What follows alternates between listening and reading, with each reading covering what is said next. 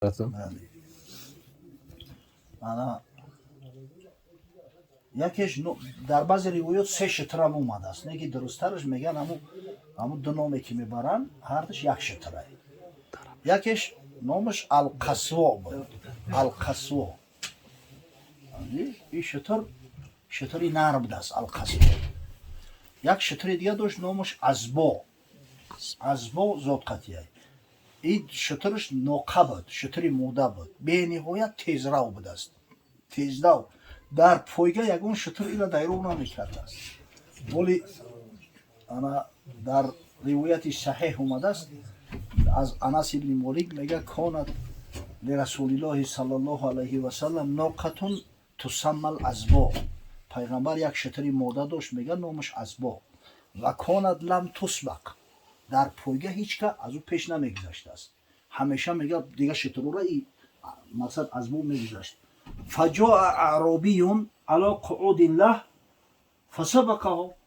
در یک پایگاه میگه یک اعرابی اومد، عربای بیابون در یک شتر سوار میگه از ما گذشته پایگاه ده. بعد اگه صحابه همه بلشی کنده و بلشی که همین از ما بسیار میگه برای صحابه را وزنی غلطید زیخ شیدن. با گفتن صبح قتل ازبا، این بچه ازبای ما را گذشتن، ازبا در پایگاه باخت. و میگه حضرت صلی الله علیه وسلم تبسم کرد گفت این حقا علی الله الله یرفع شیئا من الدنیا الا وضعه. حق است. گفت حکم پروردگار همین است که خدای تعالی هر چیزی را که هر کسی را که برداره هر قدر بلندش برداره حتما یه روز به زمین یکسانش میکنه. خدایی که بالا و پست آفرید زبردستی هر دست آفرید. همین ازبا همون شتری پایگاه های. اما از اسبهاش بر روایت صحیح حضرت صلی الله علیه وسلم 7 اسب داشته است. والخیل سکب لحیف سبحة ضریب لزاز مرتجیس ورد له اسرار. اسبها میگه 7 دونه بودن. سکب اسب یکمی حضرت صلی الله علیه وسلم نامش سکب است. سکب لحیف خوب سبحه ضریب لزاز مرتجیس ورد. این نامای اسباش هست. معنیشو هر خیلی بعضیش انا به معنای مقصد که از دوی اسب نامش موندگیان، از رنگ شکلش نام کردگیان. انا مقصد اینم خیلی ده. بله. حضرت اسب دوست می داشت، بسیار محبت داشت به اسب. همین مرتجیز وقتی میگم میخرید بازار اومده است پول نداره قطیش. در بازار مدینه قطیش پول نآورده است. همین اسب پدید در یک اعرابی همین خیلی حواسش کرد حضرت اومد قطعش سودا کرد. یک نرخی معین کردن گفت که بیا سوم شبت بود قطعی اسب گرفته که اطاع کرده اعرابی از قفای پیغمبر صلی الله علیه و آله اومده است که یک منافق بدبخت در پهلوش روز شد گفت در پیغمبر نفروشش من 2 درهم زیادتر میتم. استا گفتش این خونه سوخترم ازبه نشیشت نمیفروشم نفروختم. اما چه سودا کردی گفت حضرت صلی الله علیه و سلم این بچه تو سودا کردی دست دادیم و بیعت کردیم. من گفتم که بیا پول تا بگی. گفت شاهد بیار که اثبات کنه. مقصد اگر شاهد که نداشته باشی من قبول ندارم گفته. یکی از صحابه پیغمبر صلی الله علیه و سلم همین سخنو را شنیده است بود. نامش خزیمه ابن ثابت است. خست اومد گفت من گواهی میتم که حضرت صلی الله علیه و سلم همین اسب خرید. بله. با اون ناچار مون و پولش پرداخت کردن گرفتن مرتجیزه و حضرت میگه گفت که آخه تو قطعی ما نبودی در بر نبودی تو چه گواهی دادی؟ گفت یا رسول الله آخه ما در غیبیات تو باورت میکنیم در چیزایی را ندیدیم در خدا و در قیامت و در جنت و دوزخ باورت میکنیم. همین یه اسبی زور مونده چی است که در یه اسب باورت نکنیم؟ قسم به الله میدونم بدبخت دروغ میگه. منم کسافتی منافق دیدم که در پهلوش توغری شدم اندک نرخ برداشت برای سودا را زدن. به حضرت گفت که این خزیمه ابن ثابت زو شهادتین شهادتی ایتانی ده شهادت قبوله. همین را زو شهادتین میگن در تاریخ اومده. تیمور بگون تا دیگه داشت؟ حضرت خرها را هم داشت. بیشتری وقت همون یک خری را سواری میکرد نامش عفیر. نه خچیر نیست خر. یعفور هم اومده است نه که درسترش هم عفیر است. حضرت صلی الله علیه و سلم عادتا در مدینه منوره همون خر سواری میکرد است. ولی هم مست شیدگی که دیگه در ماشین تیکو سوارشیدن عیب میدونه. اونم حضرت شتر داشت، اسب داشت، اما در مدینه منوره عادتا با همون خر میگشت است. و اگر ما بود در راه یکون صحابی را میدید سوارش میکرد. یادی خود خالی بود رفته استیم بیچاره مردم در راه ایستادگی اما عیب نمیدونیم که در راهی راست هم پاپوتی رفته است یک کس بگیریم قطیم. در چندین روایات اومده است از جمله در صحیح بخاری اومده است حضرت میگه در بالای عفیر سوار می اومد که در راه معاذ بن جبل دید. اما میگه که سوارش کرده خفاش هر دوشم طرف تستیان. حضرت معاذ بن جبل پیغمبر در یک مسجد درسترش در اون مسجد قبا امام تعیین کردگی بود. امام بودی.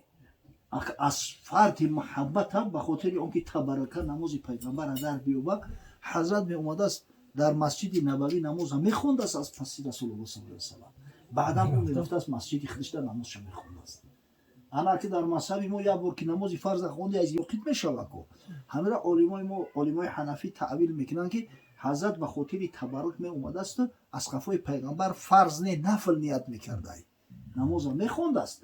بعد میرفته است در مسجد خودش امام میشید است فرض میخونده ادام میکرده. پس رسول الله نفل نیت بله میکرد. بله. نه بعد در روایت اومده است که میگه همون معاذ بن جبل از قفا سوار کرد. بعد میگه سوال کرد گفت یا معاذ هل تدری ما حق الله علی عباده و ما حق العباد علی الله. ای معاذ میدونی که خداوند متعال در ذمه بنده ها چه حق داره و بنده ها پیش پروردگار چه حق و حقوقی دارند. معاذ بن جبل گفت که الله و رسوله اعلم. خدا و پیغمبر بالاتر است. و گفت فإن حق الله علی العباد ان یعبده ولا یشرک به شیئا. حقی که الله بالای بنده هاش داره ای است که خدا را عبادت کنند و در عبادت الله کسی و چیزی را شریک نکنند. و حق العباد علی الله الله یعذب احدا بما. انا حقی بنده پیش پروردگار ای است که الله یعذب من لا یشرک به شیئا. کسی را که به خدای تعالی چیزی را شریک نگردانده است خداوند به آتش جهنم عذاب نمیده. میگه حضرت معاذ بن جبل گفت یا رسول الله الا ابشر افلا ابشر. آیا گفت همین را بشارت داد مردم نرسانم که کسی که خدا را عبادت کنه خدای تعالی آتش جهنم براش حرام میگردونده است. حضرت گفت لا تبشرهم فیتکلوا. ولی نگوشو گفت که بعد میگن مردم که خیلی باشه خیلی توکلش به خدا دیگه عمل میمونه. عمل کنن و باید انسان عمل کنه کو. حضرت معاذ وقتی که در بستر مرگ غلطید به همین را میگه با آب دیده قصه کرد که پیغمبر گفته بود بشارت نده من همی تو آخران حالت ندادم نه که امروز میمرم نمیخواهم که یک علمی که از پیغمبر صلی الله علیه و سلم کسب کردگیم همین تا قدیم در قبرستان بره بعد برای مردم رسوندش. صحبت کمتر است. بنام دلدل همین دلدل اسب نیست. همین خدا رحمت کنه پدر ما همین قیسوی خوشروی میکرد به همین دلدل که من میگفتم این دلدل اسب های ولو که این دلدل خشیر بوده است. در سال 7 هجری حضرت صلی الله علیه و سلم به پادشاهای گرد اطراف مکتوب نوشته به اسلام دعوت شو کرد. از جمله یکی از مکتوب ها را به مقوقیس نوشت حاکم مصر رهبر مصر. مقوقیس رد نکرده گفت که ما نصرانییم در دین نصرانییم. بعد به حضرت صلی الله علیه و سلم یک چند تحفه ها فرستاد. در میان همون تحفه ها از جمله همون دلدل بوده است. دلدل پیغمبر نامش کرد. یک خچیر بوده است سریبریستی سوید سفیدی نقرفون.